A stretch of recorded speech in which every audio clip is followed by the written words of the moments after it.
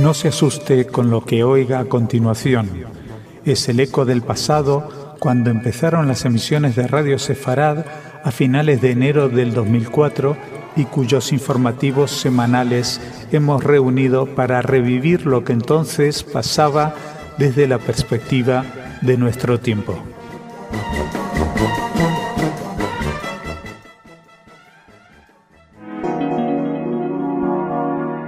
En Radio Sefarad, noticias.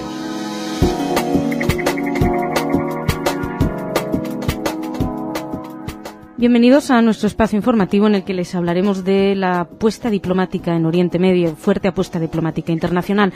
También les hablaremos de unas declaraciones del ex primer ministro Ismail Haniyeh y hablaremos de encuestas por un lado en el mundo musulmán acerca del terrorismo y por otra parte encuestas en Israel acerca de la desconexión.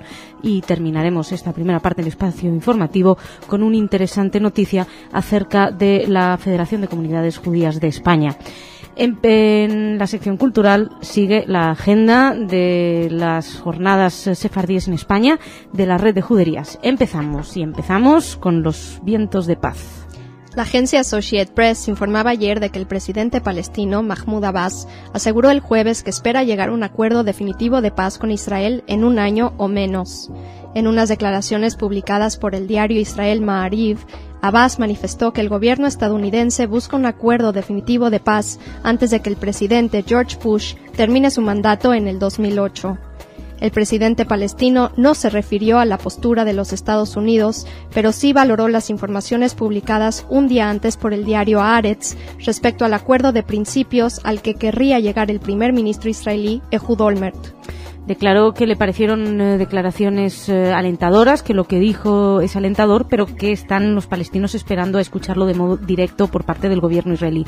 Si recuerdan, lo mencionábamos ayer, es una propuesta de una declaración de principios que es una manera de llegar a acuerdos con lo que se supone con lo que se puede empezar, eludiendo al principio los temas problemáticos como la frontera definitiva o qué va a suceder con los refugiados. Suponemos que para después empezar a planteárselo, pero bueno, es una idea, aquello en lo que podemos entendernos, empecemos por ahí. Por parte de los Estados Unidos, Abbas dijo que escuchó con sus propios oídos por parte del mismo presidente y de la secretaria de Estado Condoleezza Rice que quieren alcanzar un acuerdo entre Israel y los palestinos en el próximo año. Todos los presidentes norteamericanos intentan, como en el canto del cisne, ¿no?, al final de sus mandatos, el llegar a un acuerdo. Probablemente el que consiga realmente conseguir la paz entre palestinos e israelíes tiene un puesto asegurado en la fama, en la historia mundial y para siempre. Respecto a, bueno, esto mientras se habla de paz, pero como bien dijo Simón Pérez, en un momento hay que hablar de paz como si no hubiera terrorismo, pero perseguir el terrorismo como si no se estuviera hablando de paz. Bueno, pues es lo que está haciendo Israel. La yihad islámica perdió ayer a un jefe radical y a 2 de sus activistas que murieron en un ataque aéreo israelí contra un automóvil en el que circulaban. Más de terrorismo. Hay otros que quieren jugar en estos posibles acuerdos y hay otros que los invitan a jugar. En una entrevista con el diario británico The Guardian, el ex primer ministro palestino y líder de Hamas en Gaza, Ismail Haniyeh, aseguró que el gobierno británico ha ampliado sus contactos con Hamas desde que esta organización ayudase a conseguir la liberación del periodista de la BBC, Alan Johnston. En dicha entrevista publicada ayer, Haniyeh destacaba que hay otros vínculos, otros canales de comunicación con el Reino Unido y esto implica gente de alto nivel, si bien asegura no estar involucrado personalmente. El pasado día 4, Johnston fue liberado en Gaza tras permanecer secuestrado 114 días y el gobierno británico reconoció entonces la contribución de Hamas en este desenlace. Eso es lo que hay que recordar que Hamas, para que lo liberaran, secuestró a otra gente del grupo que lo tenía liberado e hicieron un intercambio. Dentro de la lógica de los secuestros y del terrorismo llega al absurdo de agradecer a los terroristas o a los secuestradores haber secuestrado a otros. Es un despropósito todo este razonamiento en el que algunos todavía no terminamos de encontrar en qué se basan. Pero bueno, sí que Haniyeh expresó su satisfacción por la gratitud manifestada por el gobierno británico tras la liberación de Johnston y evidentemente recibieron el agradecimiento de la familia de Johnston, que tenía otros problemas que los políticos en mente en ese momento. También, según el líder de Hamas, el líder en Gaza. 20 miembros del Parlamento británico han firmado una moción para pedir una reanudación de los contactos con Hamas. Ya saben que con Hamas la Unión Europea, el mundo occidental, no quiere hablar porque es un grupo terrorista y lo único que le piden es que reconozca a Israel, que abandone las armas y que reconozca los acuerdos anteriores con Israel. Bueno, pues ninguno de estos 3 puntos jamás quiere hacerlo y no tiene previsto hacerlo, lo recuerda en cada ocasión que se les da el permiso, y sin embargo quieren ser recibidos. Algo deberían de dar a cambio, pero bueno, el diario The Guardian explica que funcionarios del Ministerio Británico de Exteriores y que el consulado, el británico en Jerusalén, negaron que hubiera vínculos políticos con Hamas y han insistido en que cualquier contacto es puramente humanitario y consular. Bueno, el contacto consular es un pequeño contacto, al fin y al cabo. Bueno, no sé, estaremos pendientes, veremos qué pasa. Aquí todo da vueltas de un día para otro. Seguimos. Vamos a hablarles de encuestas. Una encuesta que habla de la actitud de cómo ven los israelíes 2 años después la desconexión. Una encuesta publicada por el diario Ma'ariv reveló que el 59% de los israelíes cree que la desconexión de Gaza y de 4 asentamientos de Cisjordania fue un error, mientras que el 29% la considera adecuada. A poco de cumplirse el segundo aniversario de la evacuación, un 51% de los encuestados opina que la situación de seguridad empeoró a partir del repliegue, otro 30% que la medida no produjo cambios en la región y un 12% que la situación mejoró desde entonces. El llamado Plan de Desconexión fue propuesto en 2003 por el entonces primer ministro Ariel Sharon y consistió en la evacuación no negociada en agosto de 2005 de 21 asentamientos de la Franja de Gaza y otros 4 de Cisjordania en un total de 120. Más datos de esta encuesta publicada por Ma'ariv. El 74% de los encuestados dice que se opone a una nueva evacuación unilateral de asentamientos en Cisjordania frente a un 18% que la apoyaría. Lo que pasa es que, claro, la gente dice que no están de acuerdo con una evacuación unilateral. Lo interesante sería saber si contra lo que están en desacuerdo es con que sea unilateral o el tema de la evacuación, ya que saben que en muchas ocasiones los problemas en Gaza también puede tener que ver por la unilateralidad del repliegue. Pero bueno, la encuesta se realizó entre 493 israelíes, tiene un margen de error del 4,4%. Y no es el único sondeo que recibíamos ayer, ayer había otro también interesante. El diario El País publicaba ayer que la justificación del uso de la violencia en el mundo musulmán ha remitido en los últimos 5 años. Una encuesta publicada el martes por el grupo de análisis estadounidense Pew Research Center muestra que los musulmanes rechazan mayoritariamente los atentados suicidas, salvo en los territorios palestinos, y que se ha reducido el apoyo a Osama Bin Laden. Tras entrevistar a 45.000 personas en 47 países, el estudio concluye que la mayor preocupación en Oriente Próximo es la tensión entre suníes y chiíes. Bueno, es para tomar con cuidado esta noticia. Por un lado, alegrarse de que la gente apoye menos el terrorismo. Uno se plantea por qué en el caso palestino lo siguen apoyando, pero bueno. Líbano, Jordania, Pakistán e Indonesia, ahí en estos países el porcentaje de musulmanes que apoyan los ataques suicidas contra civiles ha descendido a más de la mitad desde el 2002. Bueno, es un avance bastante grande. En Gaza y Cisjordania el 41% de los entrevistados sigue apoyando los atentados. El 29% dice que en algunos casos sí está justificado. Al parecer, en general, en todos los países son los chiíes, la rama minoritaria, la que se muestran más partidario de las acciones suicidas que las mayorías suníes. En Oriente Próximo, sin embargo, lo que destaca como el problema más preocupante es el enfrentamiento precisamente entre chiíes y suníes.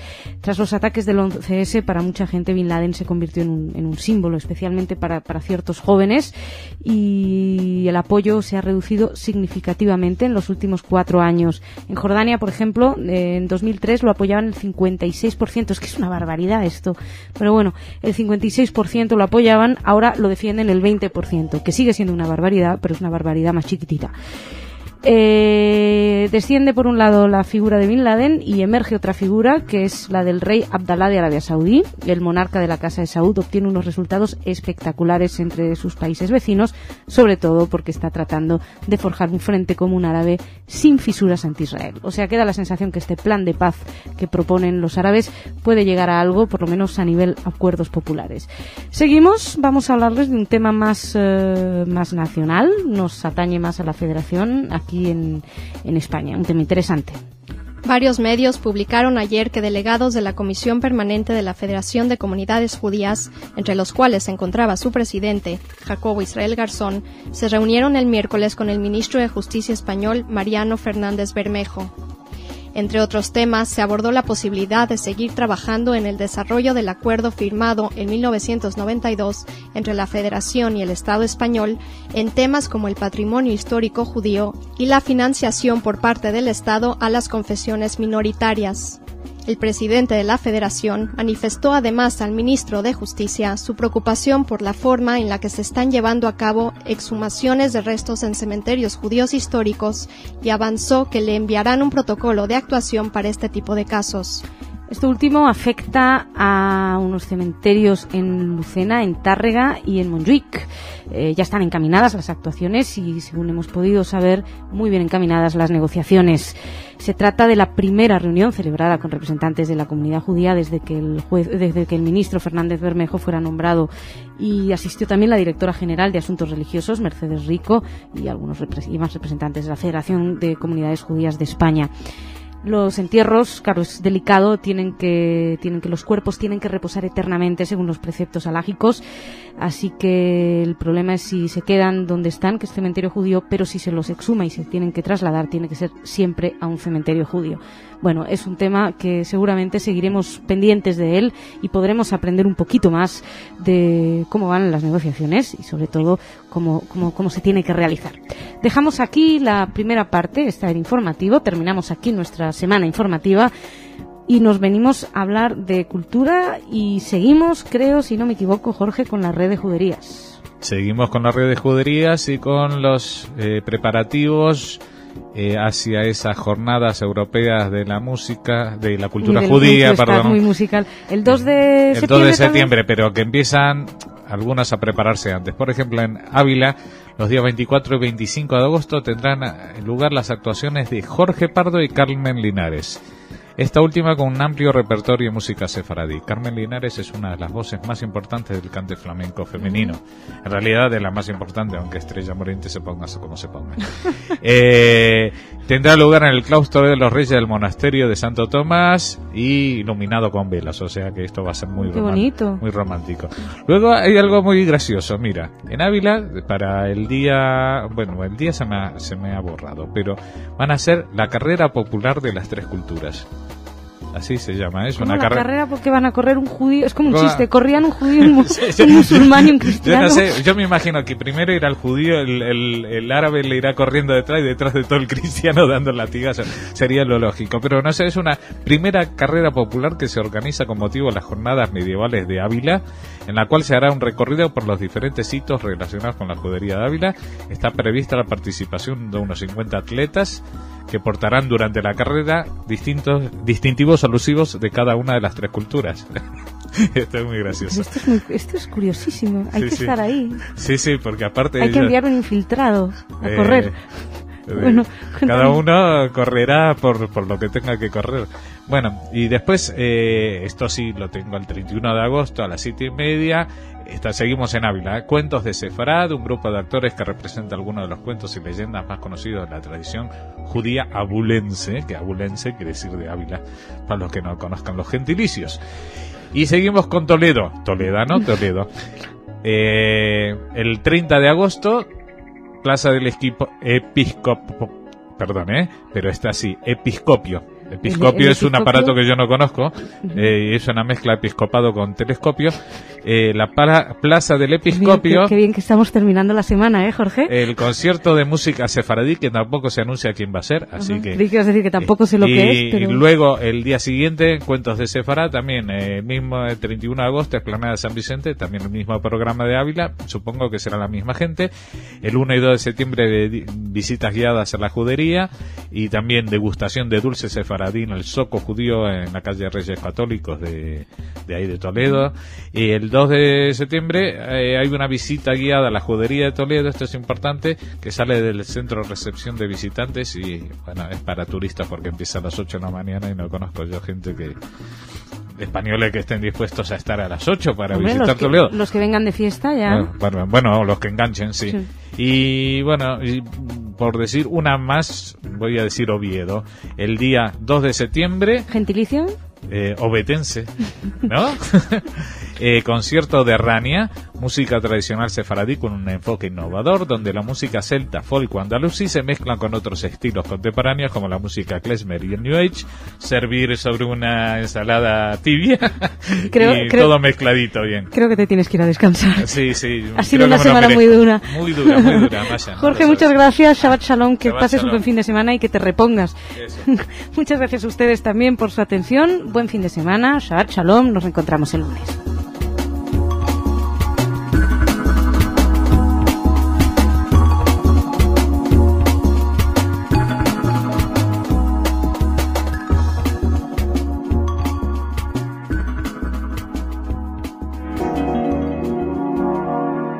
En Radio Sefarad, noticias.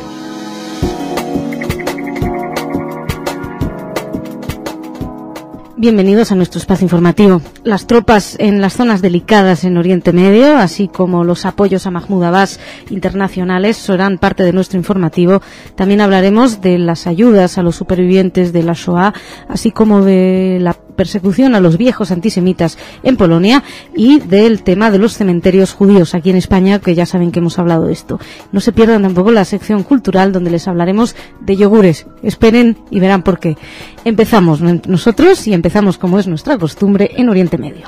El portavoz de Hamas, Ghazi Hamad, aseguró ayer que su grupo aceptaría que haya fuerzas de seguridad de la Autoridad Nacional Palestina, leales al presidente Abbas, en el paso de Rafah, que conecta a Gaza y Egipto, para permitir su reapertura. Hamas hizo estas declaraciones en el propio paso de Rafah, que permanece cerrado desde que comenzaron los enfrentamientos entre Hamas y Al-Fatah el pasado 9 de junio, durante una visita a Gaza para periodistas, en su mayoría extranjeros, organizada por el movimiento islamista que controla la franja desde mediados de junio. Por otra parte, el diario Jerusalem Post publicaba ayer por la mañana que el primer ministro israelí, Ehud Olmert, estaría considerando la idea de permitir que fuerzas del ejército jordano y de la OTAN sean apostadas en Judea y Samaria. Esto realmente sería un cambio grande a la exigencia de que no hubiera ningún ejército o fuerza al oeste del río Jordán. Olmert, en principio, según el Jerusalem Post, estaría en conversaciones con el rey Abdullah para permitir que fuerzas regulares jordanas beduinas que tengan experiencia en lucha contra el terrorismo sean permitidas en Judea y Samaria. El gobierno de Olmert también dijo la semana pasada que está dispuesto a discutir con el presidente palestino la base de un acuerdo definitivo para la creación del Estado. Quizá, dijo el presidente Olmert, respecto a esto, cuando dejemos los territorios de Judea y Samaria, una fuerza internacional podría ser algo para considerar, para tener en cuenta. Y por lo visto, un ejército árabe en Judea y Samaria, refiriéndose al ejército jordano, es algo que se está teniendo en cuenta. Pero no es lo único agradable que le llega a Abbas desde afuera. También ha habido más apoyos para Abbas, en esta ocasión desde Rusia. El ministro de Exteriores de Rusia, Sergei Lavrov, expresó ayer el respaldo de Moscú a los esfuerzos del presidente palestino Mahmoud Abbas por restablecer la unidad del pueblo palestino y el proceso de paz en Oriente Medio. Abbas efectuó una visita de 3 días a Moscú, en el que es su primer viaje a Rusia desde que Hamás tomara el poder en Gaza, el 15 de junio. A diferencia de Estados Unidos, la Unión Europea e Israel, Rusia no considera a Hamás una organización terrorista y, contrariamente a sus socios del Cuarteto para Oriente Medio, dialoga con el movimiento islamista, al que considera un interlocutor pese a su negativa de reconocer a Israel. Es importante, sobre todo desde un punto de vista simbólico, ya que, como les decíamos, Rusia no considera jamás un Estado terrorista, un grupo terrorista, así que sus apoyos a Abbas pueden significar algo mucho más. De hecho, hay que recordar que hoy en principio tenían previsto Mahmoud Abbas y el presidente Putin tener una reunión de donde probablemente salgan acuerdos o comentarios más concretos por parte rusa hacia lo que consideran que es Hamás. Por otra parte, hubo otras reuniones. Una reunión de emergencia de los ministros de Exteriores de los países árabes comenzó ayer en la sede de la Liga Árabe para anudar esfuerzos para reactivar el estancado proceso de paz en Oriente Medio. Bueno, ya saben que llevamos hablando de posibles acuerdos desde hace una semana, un par de semanas. La apuesta diplomática que hablábamos de la semana pasada, algo tiene que salir. Por ahora, se reúnen y siguen hablando. Nosotros avanzamos, vamos a hablar de un tema muy delicado. Parece que empiezan a tomar medidas en Israel. Hablamos de los supervivientes de la Shoah. El primer ministro Ehud Olmert anunció ayer que aumentará la pensión que reciben los supervivientes del Holocausto. Según dijo, su gobierno pretende terminar con el error de los anteriores gobiernos que han dejado de lado a los supervivientes de la Shoah. El gobierno de esta forma transferirá por año 120 millones de shekels a un fondo para ellos, que significarán unos 83 shekels por mes a cada uno de los 120.000 supervivientes que residen en Israel.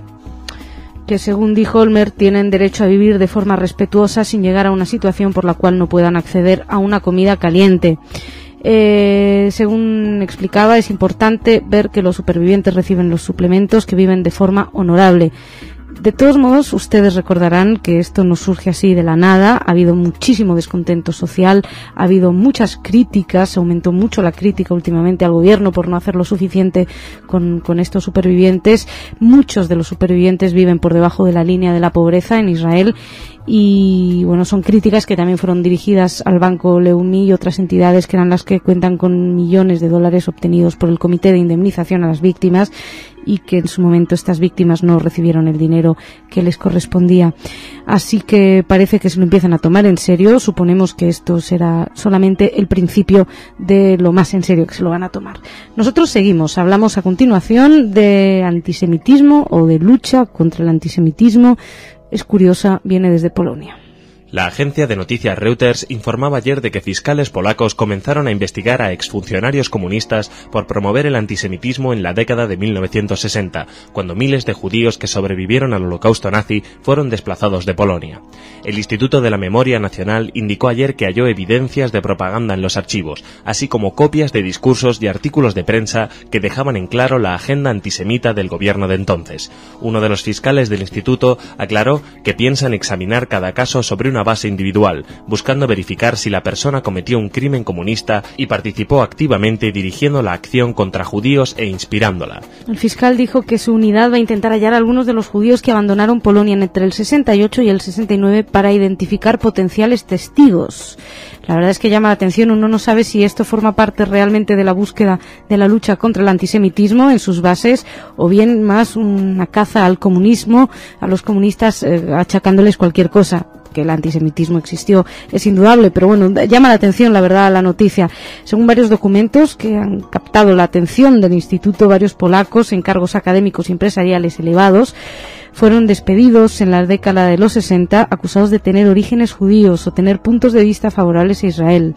Ya saben que Polonia, igual que los estados comunistas, suspendió sus relaciones con Israel después de la guerra del 67.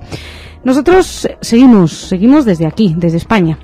El presidente de la Federación de Comunidades Judías de España, Jacobo Israel Garzón, manifestó en días pasados en su reunión con el ministro de Justicia, Mariano Fernández Bermejo, sus preocupaciones por la forma en que se están llevando a cabo las exhumaciones de cadáveres de judíos en necrópolis históricas, y planteó que le enviaran un protocolo de actuaciones para llevar a cabo estas investigaciones históricas. Por su parte, el Ayuntamiento lucentino informó el pasado mes de junio que los análisis llevados a cabo por los investigadores sobre los restos de la necrópolis encontrada durante la construcción de la Ronda Sur confirman su procedencia judía y datan de yacimiento en el periodo alto medieval, es decir, en el siglo XI. Tras esto, el primer edil lucentino, José Luis Vergillos, manifestó la intención del equipo de gobierno de ejecutar una zona verde para cercar el enclave donde apareció la necrópolis judía de la Ronda Sur, ejecutándose de acuerdo con las recomendaciones de la comunidad judía. De modo que sirvió de algo las declaraciones que se hicieron y se va a tomar en cuenta y se va a tener en cuenta este protocolo. También la labor arqueológica en la misma zona, hablamos del cementerio de Lucena, ha permitido el descubrimiento de la segunda lápida judía funeraria de la provincia de Córdoba. La primera había aparecido hace 50 años también en Lucena. Entre las conclusiones del estudio radiológico se destaca que diferentes tipos de enterramiento responden a costumbres familiares o de grupos judíos más que a diferentes tipologías, como sucede en otras juderías de Sefarad. Así lo explicó la concejal de Cultura María José de Lara del PSOE. Y nosotros dejamos aquí esta primera parte del informativo, alegrándonos de que por lo menos lo que se ha pedido sirva para algo, y vamos a hablar de cultura o de yogures, Jorge. Bueno, vamos a hablar de la cultura del yogur, porque mira, hoy se cumplen 75 años del inicio de la comercialización de los yogures en las tiendas, porque hasta hace 75 años los yogures solamente se conseguían en España y en la mayoría de los países del mundo en farmacias. Era un ¿Los yogures se vendían en farmacias? Solamente se vendían en farmacias, era algo que recetaban los médicos contra los problemas digestivos intestinales, y al principio solamente lo comían los niños. Era como un producto muy complicado. Mira, la historia comienza en el año 1912, porque... Perdona, se cumplen 75 años de la comercialización del yogur aquí en España. Sí, en España, que es aunque no le parezca, es el inicio de la comercialización en el resto de Europa y de Estados Unidos. Pioneros, absolutos. Pero es que el pionero de todo esto es un sefaradí. Ya estamos. Ya estamos, por eso lo traigo aquí en las noticias culturales. Pues mira, la historia es la siguiente. Había un doctor en Salónica que se llamaba Isaac Carazo. Era el sobrino de un importante político judío del Imperio Otomano, se llamó Emanuel Carazu, y era doctor y miembro de la comunidad judía, pero en el año 1912 empezaron las guerras balcánicas, lo que llevó a que muchos de los judíos de esa zona emigraran.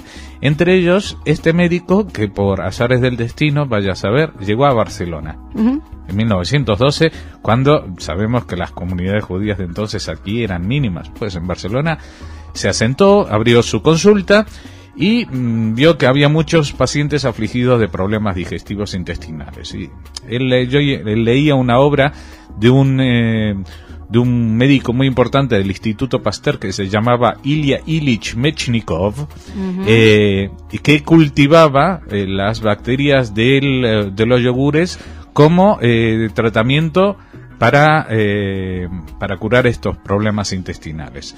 Y aparte empezaba a popularizarse la idea de que en los Balcanes la gente vivía muchos años y que por alguna razón alimenticia debía ser algo de lo que era la dieta balcánica, no la dieta mediterránea, sino la dieta balcánica. Entonces, este médico en 1919 fundó una tienda, abrió una tienda.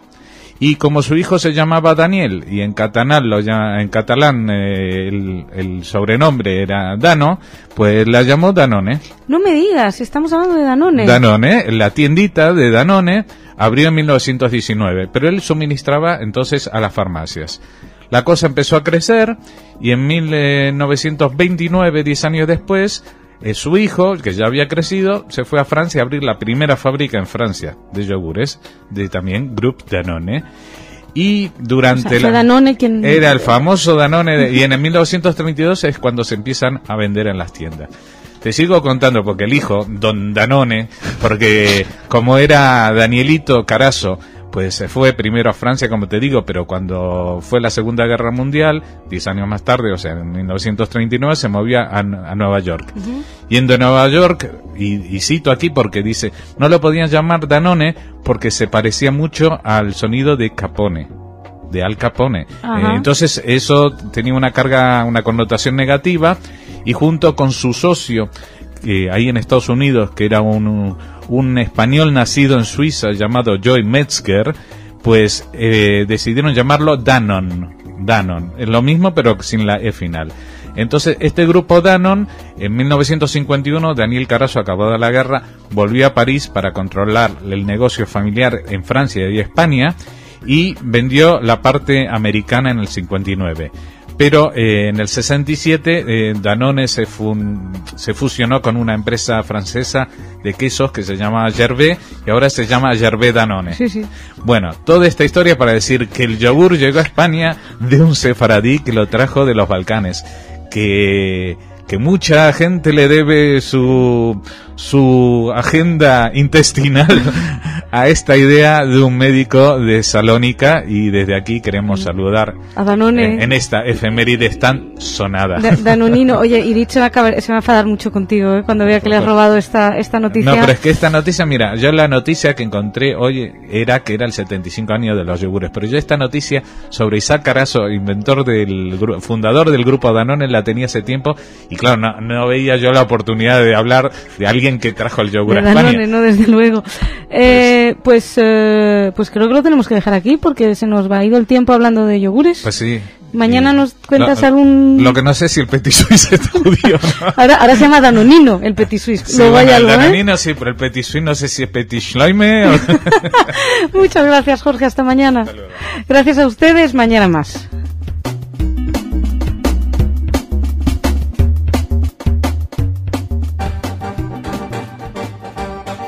Radio Sefarad, noticias.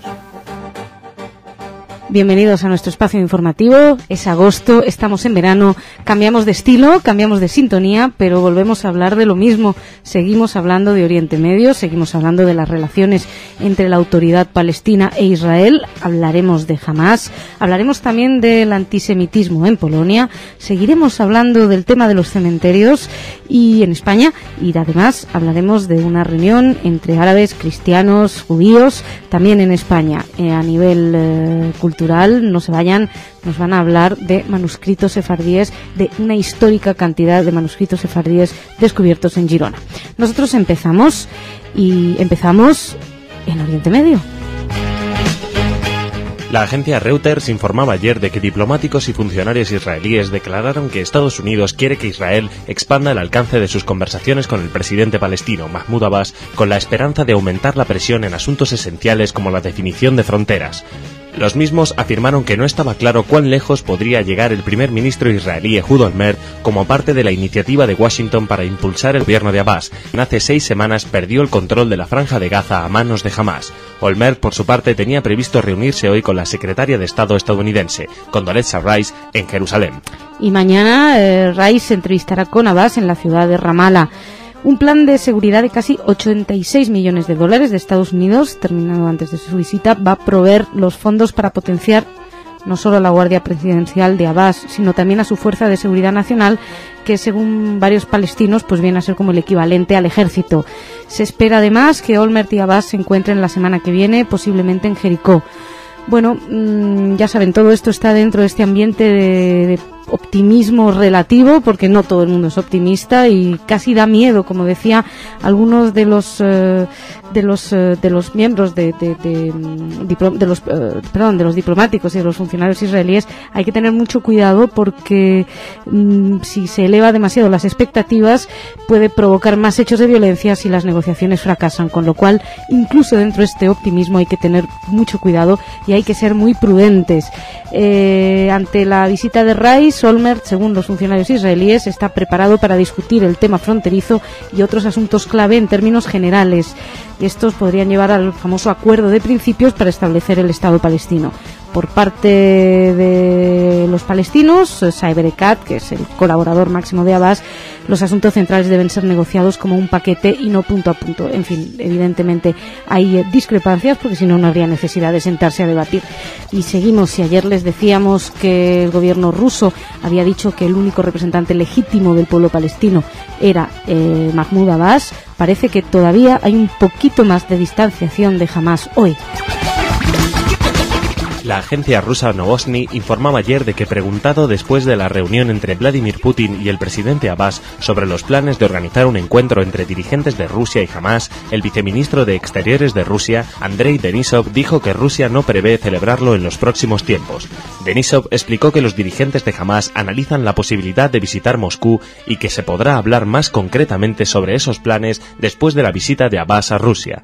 La actual es la primera visita del cabeza de la Autoridad Nacional a Rusia tras los choques operados en Palestina en junio. Y además, Abbas dijo ayer en Moscú que solo dialogará con Hamás si este movimiento devuelve el poder en Gaza y pide excusas por sus crímenes. Por su parte, Hamás anunció el martes que las conversaciones con Israel para el canje de prisioneros están bloqueadas. Hacía referencia así a los contactos para intercambiar al soldado israelí Gilad Shalit por varios presos palestinos que están en Tel Aviv. Hamás pide en esta eventual liberación de prisioneros que se suelte primero a 450 personas y después a los 1.000 restantes. Dice que son las únicas condiciones que pueden concretar el regreso de Gilad Shalit a Israel. Los cálculos no son del todo equiparables, como verán, pero bueno, es lo que piden. Por su parte, uno de los dirigentes de Hamás en Gaza sostuvo en varias declaraciones a la prensa que Israel y Egipto han pedido reanudar los contactos para canjear al soldado Shalit, que, como recordarán todos ustedes, fue capturado en junio del 2006 en Gaza. Estamos en agosto, les decíamos, pero los que no descansan son los antisemitas ni la lucha contra ellos en Polonia. Israel hizo ayer un llamamiento a las autoridades polacas y de la Iglesia Católica para que condenen al sacerdote Tadeusz Rydzyk por emitir comentarios antisemitas, como que los judíos son codiciosos y que el presidente polaco Lech Kaczynski es servil al lobby judío. El sacerdote Tadeusz Rydzyk, que encabeza un imperio de medios de comunicación de tendencia conservadora que incluye la emisora de Radio María, fue grabado supuestamente en primavera emitiendo estos comentarios antisemitas, pero las cintas salieron a la luz este mes a través de la revista semanal polaca Prost. Rydzyk negó las acusaciones de antisemitismo y dijo que no pretendía ofender a nadie. El embajador israelí en Polonia dijo que las declaraciones marcan un retroceso en el progreso que Polonia había hecho hacia la reconciliación entre judíos y católicos y en la lucha contra el antisemitismo. Esto después de la caída del régimen comunista. Recuerdan, ayer les dábamos la noticia de que estaban investigando los crímenes antisemitas o el supuesto antisemitismo de los comunistas en anteriores durante el régimen. Lo que pasa es que nos preguntábamos si era por el hecho de perseguir a aquellos que fueron antisemitas o solamente por el hecho de perseguir a los comunistas en sí. Como saben, como recordarán, en Polonia se está haciendo una verdadera caza al comunista, a los que fueron comunistas. Bueno, se espera que se llegue a alguna decisión respecto a este sacerdote, y también Radio María, que en muchas ocasiones la hemos traído aquí, ya que habla de siempre ha sido antisemita. En las grabaciones se escucha que Rydzyk, además de acusar al presidente Kaczynski de servir al lobby judío, llama bruja a la primera dama por apoyar los derechos de aborto y dice que deberían aplicarle la eutanasia por ello. Todo muy bien, todo muy tranquilo. Seguimos ahora hablando de cementerios. Hablamos de los cementerios en España. En este caso les hablamos ayer de Lucena. Siguen los réditos de la reunión del presidente de la Federación de Comunidades Judías de España con el ministro de Justicia, Mariano Fernández Bermejo.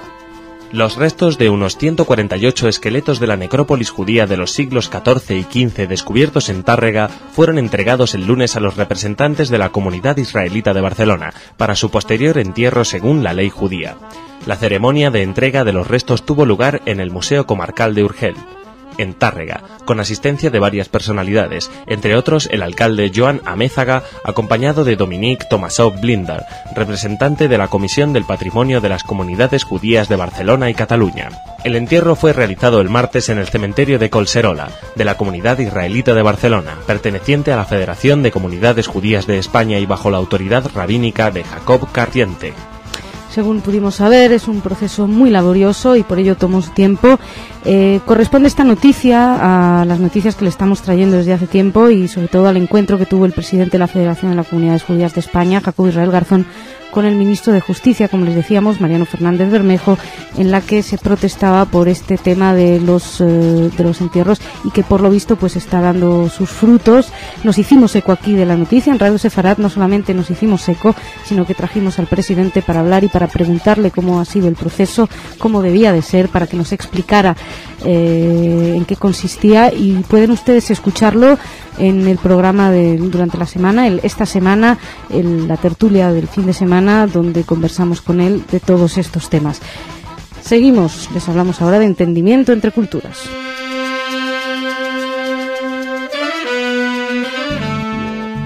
120 jóvenes judíos, árabes y cristianos de diversas nacionalidades se reunieron del 24 al 28 de julio en Córdoba, Granada y Toledo con la finalidad de fomentar la paz, la diversidad cultural y la participación democrática de las minorías.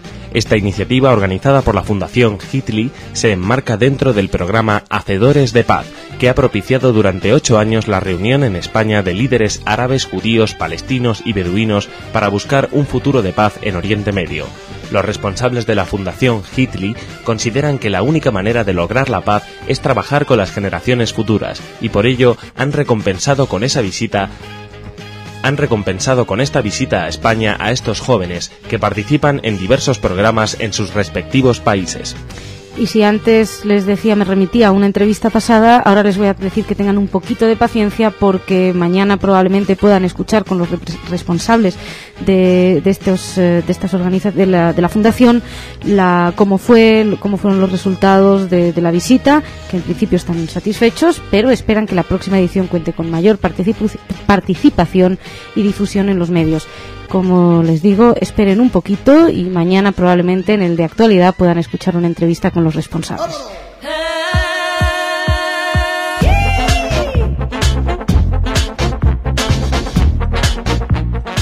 Y con esta música venimos al Rincón Cultural con Jorge. Jorge, qué música tan cañera, ¿no? ¿Te han puesto?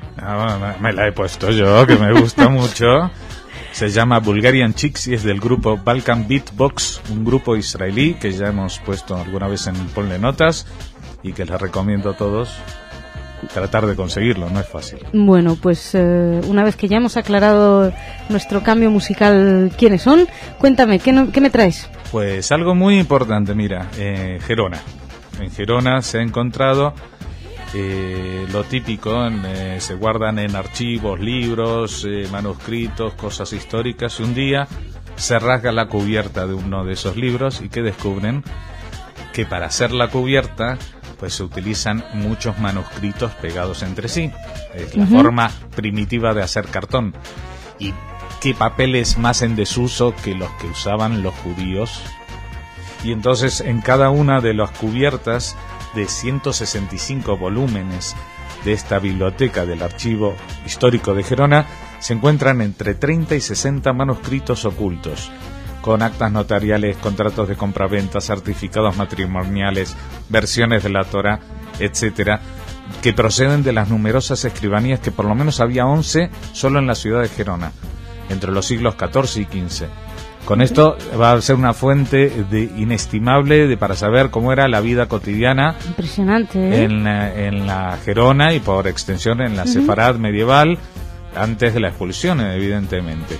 Pues según dice el director del archivo, Josep Matas, el hecho de que las tapas estén recubiertas de pergamino justamente ha permitido que los documentos que hay en su interior estén muy bien conservados, y ahora la única dificultad estriba en desencolarlos sin dañarlos, aunque ya han hecho pruebas y los restauradores dicen que es factible hacerlo. O sea que es muy posible recuperar esos documentos. Bueno, ya sabes que en España los documentos de la presencia sefaradí pues son muy muy escasos, incluso en el Museo Sefardí de Toledo se pueden contar. Pues aquí hay más de 1 millar de documentos históricos encontrados. Y bueno, a ver si alguna vez se desencola alguna otra tapa, alguna otra cubierta en alguna otro archivo histórico. Más del mismo estilo, quiero. Bueno, no sé si del mismo estilo. Aquí es una actividad que tiene que ver con la Jornada Europea de la Cultura Judía, de la que hemos venido hablando y seguiremos hablando durante todo este mes. Pero esta está convocada por la Casa de Sefarad de Israel. Esto tiene que ver le han dado un giro al tema de qué se puede hacer en Madrid con la cultura judía, aparte de presentar un espectáculo, porque aquí realmente no hay una... ¿Qué se puede hacer en Madrid con la cultura judía? Pues mira, una visita guiada al Museo del Prado con mostrando la pintura de los grandes maestros del arte europeo en relación a la Biblia. Por ejemplo, Durero tiene un Adán y Eva que está en el Prado. Todos estos cuadros están en el Prado, ¿no? Isaac y Jacob de Rivera, David vencedor de Goliat de Caravaggio, o el Judith y Holofernes de Goya. Son todos cuadros que tienen que ver con... ¿Y qué serán analizados desde un punto de vista pictórico o a lo mejor sobre la temática o una mezcla de ambos? No sé, me imagino que simplemente se tratará de resaltar los aspectos y la relación que tienen con la Biblia. Es una visita guiada, es gratuita, pero hay que apuntarse, o sea, y el cupo de entradas es limitado. Entonces les pedimos a todas las personas que estén interesadas, la visita va a ser el día 1 de septiembre a las 10:30 de la mañana, pero hay que llamar antes, hasta el 31 de agosto a Casa Sefarad por la mañana, de 9 a 2 de la tarde, al teléfono 91 432 2827, y decir que se quieren apuntar a esto. Vamos a decir solamente apuntar a algo más, que la Jornada Europea de la Cultura Judía, que empezó en el año 2000, que fue una iniciativa del Ayuntamiento de Alsacia. Bueno, cada año va variando de tema central. Este año es testimonios, y desde el año 2004 los organizadores oficiales son Bnei Brit Europa, el Consejo Europeo de Comunidades Judías y, atención, la Red de Juderías de España, Caminos de Sefarad. Bueno. O sea que dentro de lo que es la cultura judía europea, tiene un papel preponderante también Sefarad o España. Y bueno, y si quieres, te voy a hablar de una cosa que ya pasó, que se hizo en Israel la semana pasada, el 26 de julio, en el auditorio Beit Abihai de Jerusalén, pues se están dando una serie de conciertos con explicación. Se llama Jewish Soul Music, y en realidad hay que entender esto como música litúrgica judía. Se dan unas clases con dos, en este caso se presentó el segundo concierto con Gidon Zellermayer de la congregación Shar HaShomaim de Montreal, y Chaim Adler, que es el Hazán principal de Tel Aviv. Y en ellos el presentador, el musicólogo Eliyahu Schleifer, hace una aproximación al tema de cómo se van fusionando las distintas tradiciones de Oriente y Occidente en la música litúrgica. Lo que antes estaba más, por ejemplo, antes el estilo en Europa más occidental de Italia, de España mismo, era un estilo más circunspecto, y el estilo del este de Europa, el ashkenazí, era más emotivo, y hoy en día eso se va fundiendo, entre otras cosas porque, como él llama, dice que los Hazanim, dice Schleifer, han sido los beduinos del este de Europa, porque han sido contratados muchas veces para hacer como giras y ir cantando de congregación en congregación, y no como los klezmer cantando música popular, en este caso música litúrgica, pero llevando un tren de vida también muy errante, lo que ha llevado a que se empaparan de muchas influencias, entre ellas, por ejemplo, la música clásica cristiana, los órganos, los coros, la música barroca, el hasidismo, etcétera, etcétera. Bueno, esto es una iniciativa que desde aquí ojalá hubiéramos podido asistir a ella, y esperemos que algún día nos inviten y nos paguen el pasaje. Te mandamos, aunque tengamos que pagarlo. Aunque tengamos que pagarlo de nuestro bolsillo. Jorge, gracias. Muchas gracias a ti. Hasta mañana. Y nos despedimos con estas musiquitas con nuevas. Estas nuevas musiquitas. Muchas gracias a ustedes. Mañana más.